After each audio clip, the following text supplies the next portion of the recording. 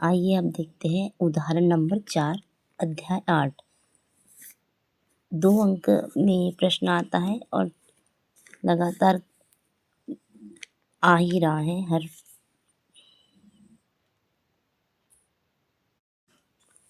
आइए अब स्टार्ट करते हैं उदाहरण 4 अध्याय 8। तो प्रश्न को हम ध्यान से पढ़ लेते हैं। पहले एक समकोण त्रिभुज ABC जिसका कोण भी समकोण है।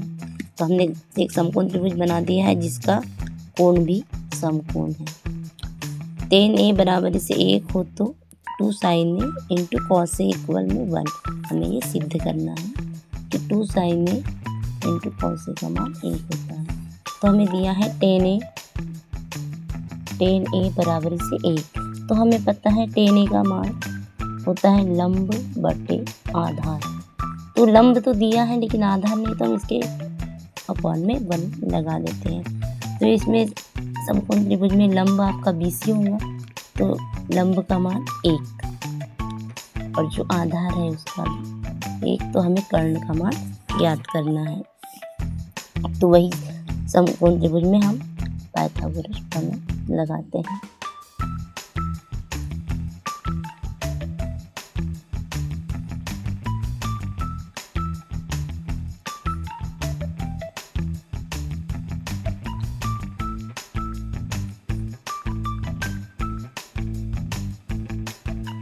पाइथागोरस प्रमेय हमारे कर्ण का वर्ग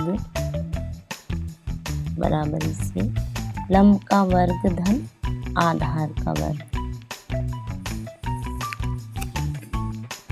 कर्ण हमारा AC का वर्ग, लंब BC और आधार है हमारा AB। AC का मान हमें ज्ञात करना है।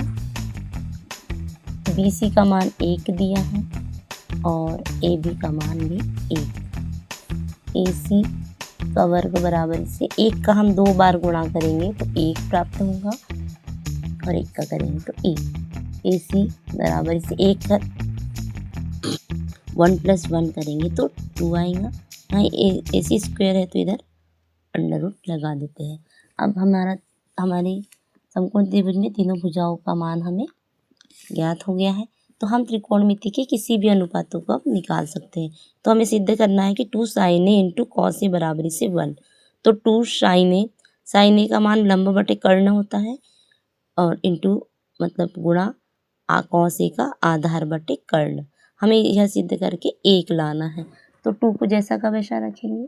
लंब हमारा पता है हमें 1 है और कर्ण है √2 इंटू आधार 1 और कर्ण है हमारा √2 इक्वल में 1।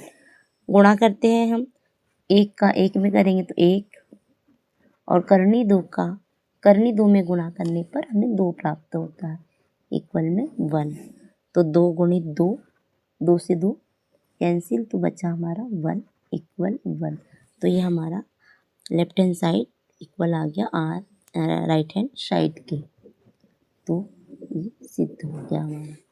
तो ये हमारा बहुत ही इम्पोर्टेंट प्रश्न था, उदाहरण नंबर 4, जो परीक्षा की दृष्टि से बहुत ही महत्वपूर्ण है।